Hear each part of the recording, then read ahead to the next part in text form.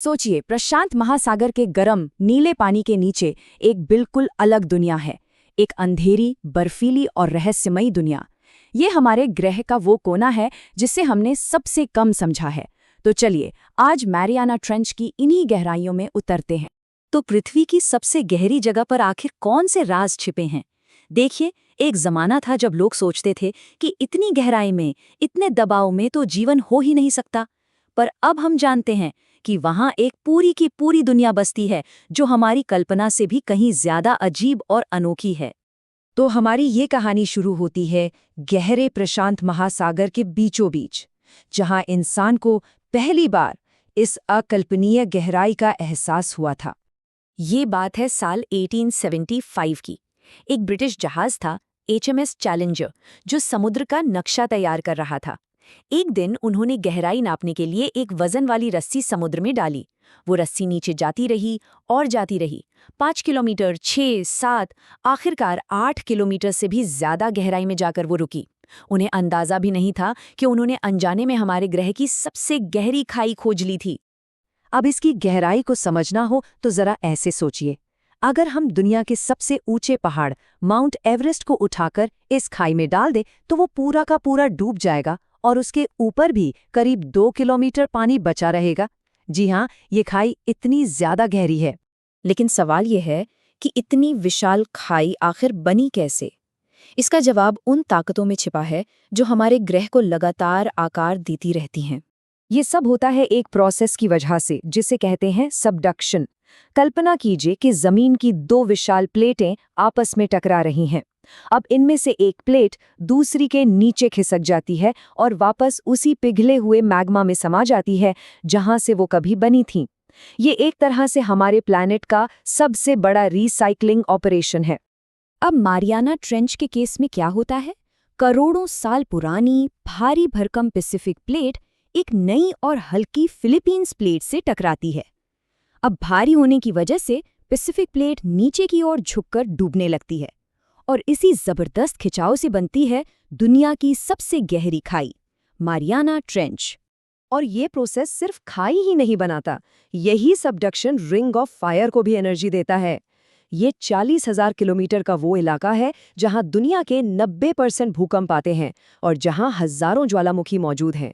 ठीक है, तो ये जगह बहुत गहरी है, पर यह सिर्फ गहरी ही नहीं बल्कि अविश्वसनीय रूप से खतरनाक भी है। और इंसानों के लिए यहाँ सबसे बड़ी चुनौती है दबाव। सीधी सी बात है, मारियाना ट्रेंच की तली में पानी का दबाव सतह के मुकाबले 1000 गुना, जी हाँ, 1000 गुना ज्यादा होता है। अब ये कितना होता है?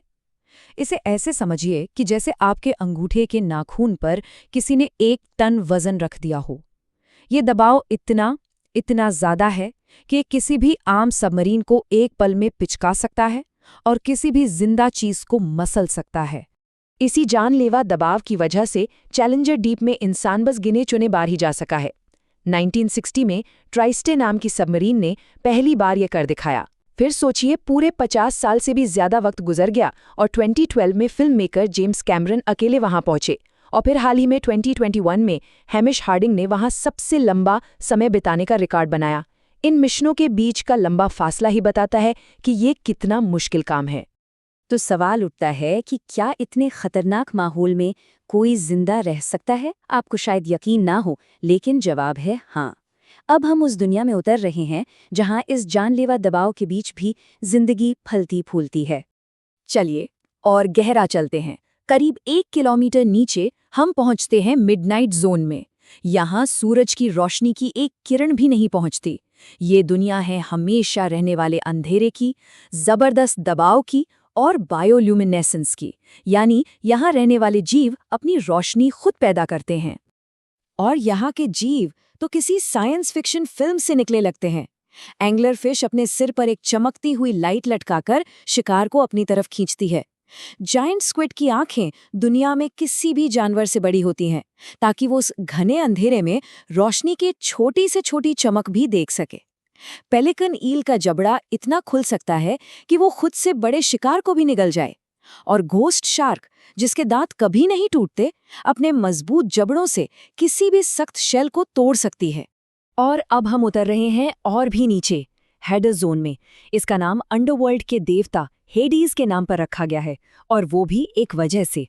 यहाँ तापमान लगभग 0 है और दबाव अपनी हद पर है। पर यहाँ भी जिंदगी ने अपना रास्ता खोज लिया है।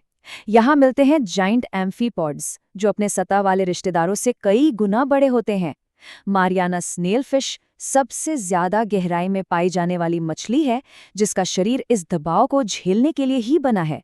यहाँ ज़ेनोफायोफोर्स भी हैं, जो फुटबॉल जितने बड़े सिर्फ एक सेल वाले जीव हैं। और सी पिग्स, जो एक तरह के समुद्री खीरे हैं, अपने पैरों जैसे ट्यूब्स पर समुद्र की तली में घूमते हैं। इतनी सारी हैरान करने वाली खोजों के बाद भी एक कड़वा सच ये है कि हम इस गहरी दुनिया के बारे में लगभग कुछ भी नहीं जानते।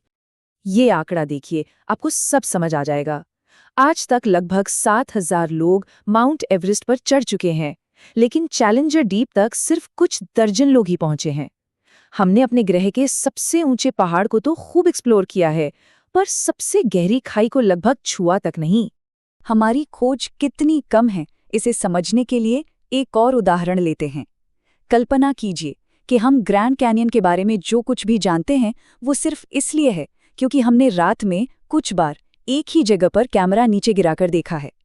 गहरे समंदर के बारे में हमारी जानकारी कुछ ऐसी ही है। और ये सिर्फ चैलेंजर डीप की बात नहीं है। पूरे हेडल जोन में, जो कि ऑस्ट्रेलिया से भी बड़ा एरिया है, आज तक हमें सिर्फ 400 प्रजातियां ही मिली हैं। ये इकोलॉजी के लिहाज से ना के बराबर है। सच तो ये है कि ये धरती का आखिरी अनछुआ कोना है। हम एक ऐसी दुनिया में रहते हैं जिसके बारे में हमें लगता है कि हम सब जानते हैं, पर असलियत ये है कि हमारे अपने ही ग्रह का एक बहुत बड़ा हिस्सा आज भी एक रहस्य है। सोचिए, वहाँ और कौन-कौन से राज छिपे होंगे जो बस खोजे जाने का इंतजार कर रहे हैं।